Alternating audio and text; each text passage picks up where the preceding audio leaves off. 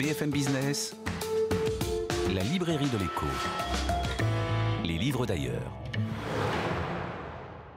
Et on commence notre tour du monde hebdomadaire, Benahouda, par l'Allemagne, où une étude attire sur les risques que pose la pénurie de main-d'œuvre qualifiée outre-Rhin. Oui, une mise en danger de technologies clés. Plus de 22 000 entreprises allemandes ont transmis leurs éléments à la DIHK, la Chambre de commerce et d'industrie allemande. Et d'après ce rapport particulièrement alarmant, c'est leur fonctionnement vital qui est à présent menacé. Le spécialiste de ce dossier en Allemagne, Stefan Hardege, explique à quel point la situation paraît préoccupante dans la santé, dans le numérique, dans la mobilité électrique ou bien encore dans la transition énergétique, tout secteur d'avenir où la situation en termes de ressources humaines s'avère critique.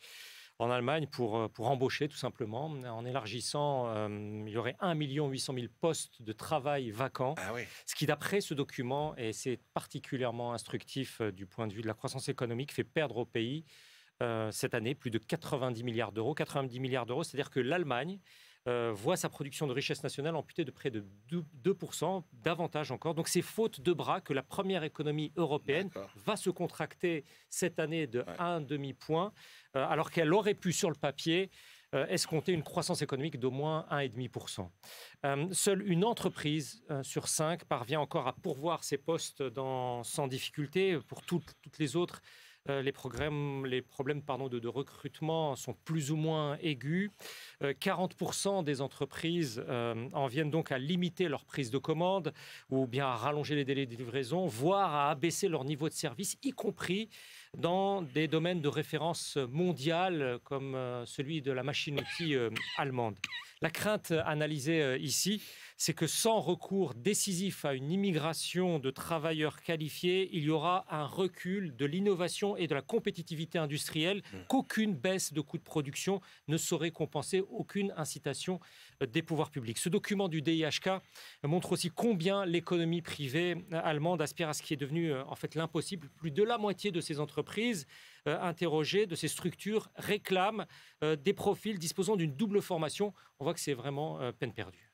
Le message est quand même extrêmement puissant, Benahouda. Sans immigration, c'est le déclin assuré. Assurer la contraction du PIB. Direction la Chine maintenant, Benahouda. Comment permettre aux familles chinoises de disposer d'un pouvoir d'achat plus stable? Alors, en ces temps où la Chine se demande comment enfin relancer sa machine économique, voici ce texte rédigé par le doyen de l'école d'économie de Fudan, à Shanghai. C'est un établissement universitaire d'élite. Ça a été présenté au printemps dernier lors d'un séminaire de réflexion sur la perspective de la consommation nationale. Le professeur Zhang Jun s'appuie sur les débats qui, depuis maintenant au moins 25 ans, portent sur la part de la consommation privée dans la formation du produit intérieur brut. On est toujours au-dessous de 40%. C'est donc toujours bas par rapport aux économies développées. Nous avons déjà eu l'occasion de présenter d'autres travaux dans la librairie de l'Écho à ce sujet. L'auteur aborde y compris les facteurs culturels. Il estime qu'il faut en passer par un plus grand soutien public, budgétaire à l'investissement dans les services privés, afin d'en améliorer l'offre, ce qui, dans sa thèse, contribuerait ensuite à accroître de manière significative la part de la consommation privée dans le produit intérieur brut. Mais surtout, Zhang Jun appelle l'État chinois à revoir les volumes de fonds publics consacrés directement aux ménages. Le système budgétaire chinois, écrit-il, est conçu pour davantage de construction et non pour davantage de ménages. C'est donc un développement majeur de la protection sociale des familles auquel il faut procéder afin qu'elles disposent d'un avenir plus stable, plus prévisible, et donc élargissent leur propension à consommer. Le doyen de l'économie de Fudan préfère ne pas avancer de montants et de proportions, mais des principes généraux afin de se caler progressivement sur des dizaines de domaines couverts par la protection sociale des pays développés. Et pourquoi pas payer, par exemple, c'est une des solutions avancées, toutes les dépenses des enfants de moins de 5 ans.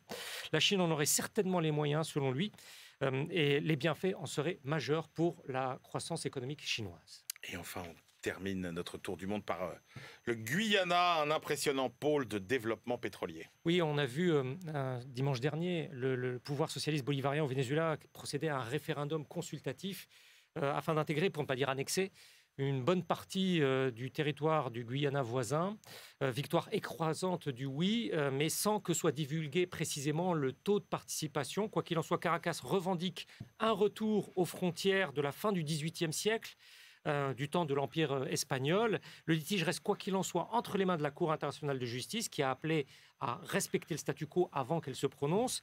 Et il y a 2 mois, un ingénieur vénézuélien, un spécialiste du pétrole, 50 ans dans le métier, s'est penché sur ce nouvel Eldorado pétrolier sud-américain.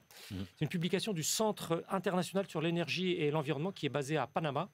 Juan Sabo revient point par point sur les tentatives d'exploration avortées jusqu'à ce que le Guyana soit maintenant crédité de réserves comparables à celles du Koweït. Ah oui. Oui, alors le grand succès en termes de découverte est le fruit d'une coopération sino-américaine, ExxonMobil avec Hess, du côté américain, et Sinopec, côté chinois.